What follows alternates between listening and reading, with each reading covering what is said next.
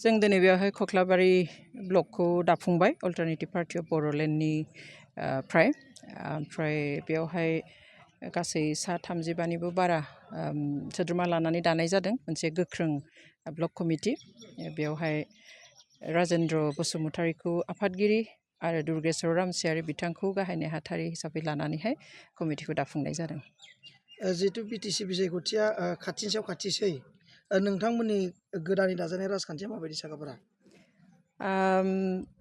इलेक्सनावथ' बाहागो लानाय जाखागोन जोङो गोदान हान्जा हिसाबै जोंहा जास्ट 2 दानल' जादों जोंनि हान्जाया थेवब्लाबो जोङो जोंनि जिखिनि दानांगौ दा district committee block committee primary committee आरो बुथ लेभेलनि कमिटि बेखिनिखौ दाफुंबाय थानाय जादों आरो बे जुन दाननि गेजेरावनो जोङो गासै कमिटि दानायखौ कमप्लिट खालामगोन आरो बिनि उननिफ्राय जोङो इलेक्सननि थाखाय साखाफारा जागोन जिहेतु बिटिसिआव मोननै राजखान्थि हान्जा दंखायो माबायदि जुजिगोन नोंथांमोना फैबाय थानाय समाव मोननै राजखान्थि हान्जा दंखायो जोंनि गेजेरावहाय आरो गुबुन नेशनेल पार्टिफोरबो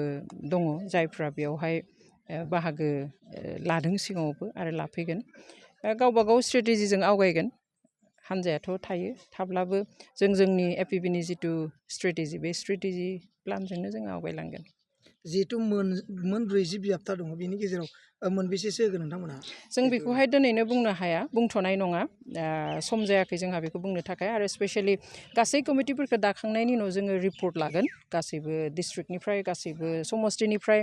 बेनि उनाव जोङो बेसेबाङाव होगोन बेखौ थि खालामगोन बेसेबांसो आखाबादि नोंथांमोना जिहेतु 40टा बिजाबनि गेजेराव जों बेसेबाङाव होगोन जों बेखौनो दिनै थिरांथा खालामाखै जोङो कमिटिफोरखौ दाखांनायनि उनाव जोङो गासै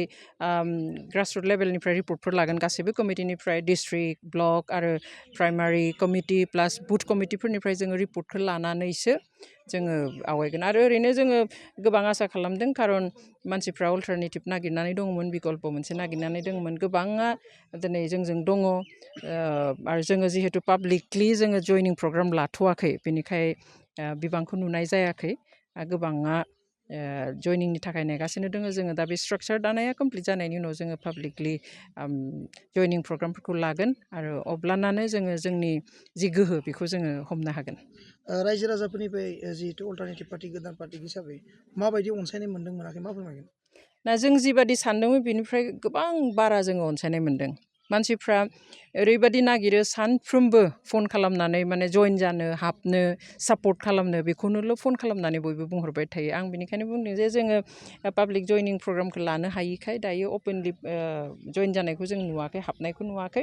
खिन्थु जों इतिमध्ये गोबाङानो कन्टेक्ट खालामदों दङ आरो जोङो थेवब्लाबो जों आरो खावलायबावगोन रायजो राजाखौ जाहाथे एफ.ब आव बयबो फैयो मदद होयो आरो गोदान मोनसे थांखिजों जाहाथे आवगायो मोनसे गोजोनथाव रादाब क'क्राझार सहरनि साई मन्दिरनि साखाथियाव एन.ड र'ड वार्ड नम्बर 6 आव थानाय ब्रह्मानन्द आइ.टि.आइ क'क्राझारा नोंथांमोननि थाखाय लानानै फैदों मोनसे सनानि खाबु आथिखालनि बादायलु मुगायाव नोंथांखौ साख्रिनि थाखाय साखाफारा खालामनो ब्रह्मानन्द आइ.टि.आइ क'क्राझारा गासै 9 भकेशनेल कर्स लानानै फैदों आरो बे 9 भकेशनेल कर्सफोरा जादों electrician course 2 years course stenography 1 year course COPA computer operating and programming assistant 1 year course beauty and Wellness 1 year course, Sewing Technology 1 year course, Beauty and Wellness आरो Sewing Technology आव नोंथाङा बेसेनाङै मुं थिसननो हागोन। ब्रह्मानन्द आइ.टि.आइ क'क्राझाराव highly qualified faculties दं आरो 100% job assistant। बेजों लोगोसेनो बेयाव flexible class timingनि खाबुबो दङ। बेयाव CIPET, टुल गुवाहाटी बायदि नेशनेल इनस्टिट्युटफोराव एजुकेशनेल टुरनि थाखाय लानानै थाङो आरो रेलवे वर्कशप बङाइगाव APDCL बायदिफोराव इन्टार्नशिपनि थाखाय दैथायहरनाय जायो। आबुङै मिथिनो थाखाय ब्रह्मानन्द आइ.टि.आइ क'क्राझाराव थांनानै एबा 9101325849 एबा 8638683243 मबाइल नम्बराव कल खालामनानै सोलाद लानो हागोन।